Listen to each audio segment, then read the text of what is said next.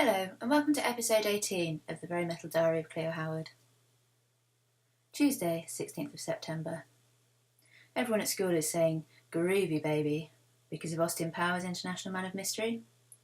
In German today, when Weed was announced that we had no homework, he was met with a huge chorus of, "Groovy baby."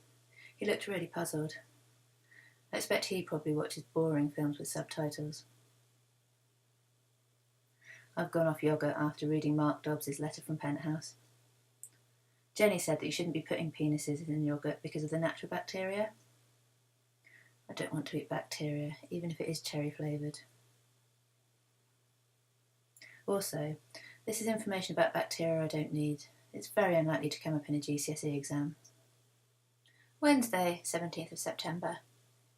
Ian and I went to see Betty after school. She gave us lemonade and a Dairy Crunch bar each. She asked us how school was going. Ian told her we're studying for our GCSEs now. Gav did really well in his, and Betty has promised him some money if he does well. But she's told him that he's not the same person as his older brother, and it's not the be-all and end-all, and that different people are good at different things. She said we can't all be Clive Sinclair. Betty left school at 14, and she went to work in a factory until she got married. She said it was hard work, but they had a giggle. Betty said they used to go to the Majestic Ballroom when they got paid on a Friday. Thursday, 18th of September. The Prodigy are in trouble because of Smack My Bitch Up. People are saying it encourages violence towards women. Crikey. I bet Cannibal Corpse are going to keep a low profile. They've written way worse than this. I don't think you're meant to take these representations in songs seriously. I think it's like Alice Cooper's stage show or like horror films. It's just one view of one section of the world. Friday, 19th of September. Karina dared Janine to push Charmaine down the stairs today. Janine gave Charmaine a few little shoves, but then Charmaine refused to walk in front of Janine or Karina. Karina looked annoyed. She's such a ball of spite, dear Dari. I hate being in the same school as her, so does everybody else. She always seems to get away with it. Ian's nan Betty tells me that if you can't say anything nice, then don't say anything at all, but I don't think anyone has ever told Karina this. If there was a GCSE in being the spawn of Satan, then she'd definitely get an A star. She's already done all the coursework. Saturday, 20th of September. Today is the worst day of my life, dear Dari. It's the worst day than the day when Dad left home. When I got in from the pub, Mum was still up, and she told me that Dad had died this morning.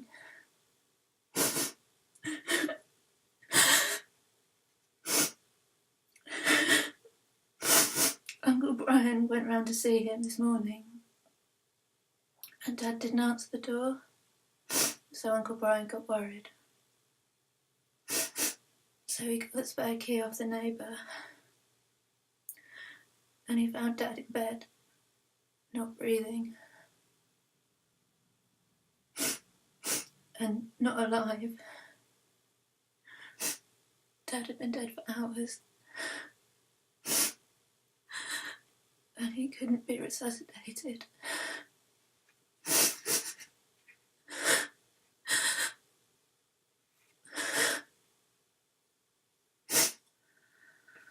Sunday, 21st of September.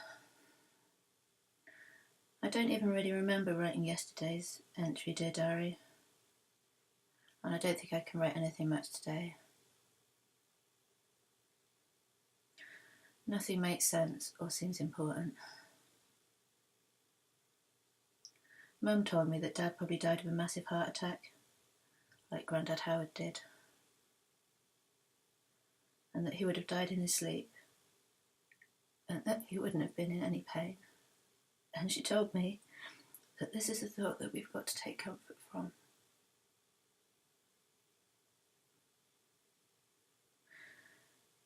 She asked me if I wanted to see Dad's body.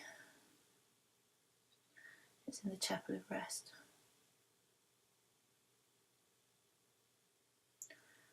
Monday, 22nd of September. Mum said I didn't have to go to school today, so I didn't. Ian and Jenny came round after school. We don't usually hang out at my house unless Mum's at work, but Mum let them come round and she let us go up to my room for a bit. Tuesday, 23rd September. It doesn't even begin to cover how I feel. Uncle Brian is arranging Dad's funeral, and I'm mostly staying upstairs in my room. Wednesday, 24th of September. Mum suggested I go out and get some fresh air and said it might make me feel better. There isn't going to be a better. I went to WH Smith's and I got Kerrang, and then I came straight home. I didn't really want to talk to anyone. I don't feel like I'm part of the normal world anymore. In Kerrang there's a poster of Max Cavalera and some stuff about Hole, who I like. Courtney Love seems sort of mad. Maybe she's gone off her head since Kurt died. Thursday, 25th of September. Dad's funeral is arranged for Tuesday. His cause of death is confirmed as heart attack. Friday, 26th of September. I cleaned my goldfish out because Mum complained that he was starting to smell. I don't want to argue with Mum right now. As usual, Mustaine only swam in a tiny area of the bathtub. Mum let me order Domino's pizza for tea. Saturday, 27th of September. I went to the Green Man with Jenny and Ian. I didn't tell anyone about Dad. There's a weird part of me that thinks if I don't tell anyone it didn't really happen, and another part of me that can't believe it, and another part of me that believes that I'm going to see him next Sunday. Some idiot put loads of Limp Bizkit on the jukebox. I don't want to listen to music made by someone who can't even operate a hat properly. Also, Limp Bizkit is the grimmest name ever.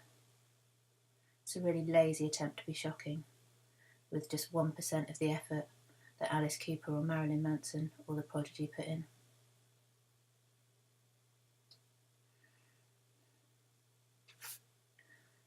Sunday, 28th of September. Some Sundays are Dad days. It's a bit like life has stopped.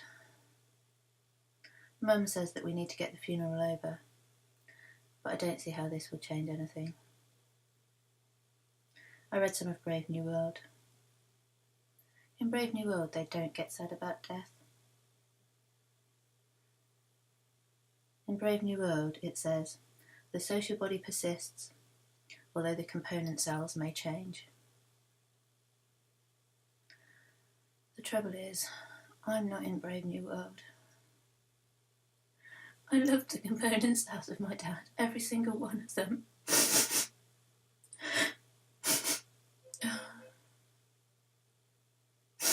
I could do with some Soma. It stops you thinking about the past or the future.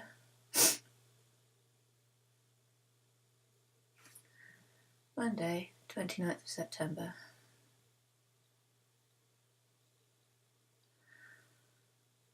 I'm going to write nothing, and I'm going to feel nothing today. Tuesday, 30th of September. Dad's funeral. Mum came up the stairs at 8 o'clock to wake me up, but I was already awake. She told me to get dressed, and I kind of knew not to push it today. So I wore my Slayer t-shirt, but underneath a black jumper. I also wore a long black skirt.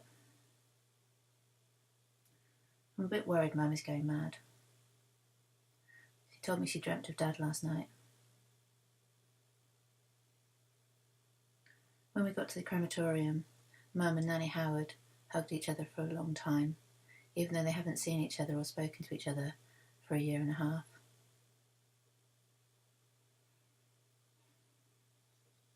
I didn't know what to say to anyone, and no one knows what to say to me. Ian and his dad came to the funeral, and Jenny and her parents. And it was weird. It was like watching a film. I felt like I wanted to talk to people, but I couldn't talk to them. It's like being underwater. The worst bit of the whole day, the bit I will never, ever be able to forget, even if I live to be 100, was when the coffin disappeared behind the curtains. Mum was crying on one side of me, and Nanny Howard was crying on the other. Uncle Brian read a poem. It's by Mary Elizabeth Fry, and it's called Do Not Stand at My Grave and Weep. But while he was reading it, almost everyone was weeping. Do not stand at my grave and weep. I am not there. I do not sleep. I am 1,000 winds that blow. I am the diamond glints on snow. I am the sunlight on ripened grain. I am the gentle autumn rain.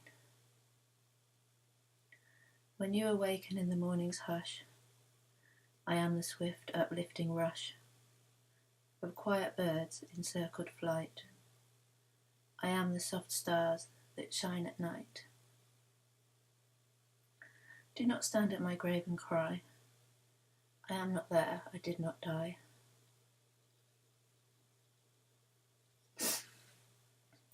Dad isn't having a gravestone. Ages ago, when his dad, my granddad Howard, died, Dad told Uncle Brian that when he dies, he just wants to be scattered in the rose garden at the crematorium. Dad had told Uncle Brian that it's hard for atheists to decide on stuff like this.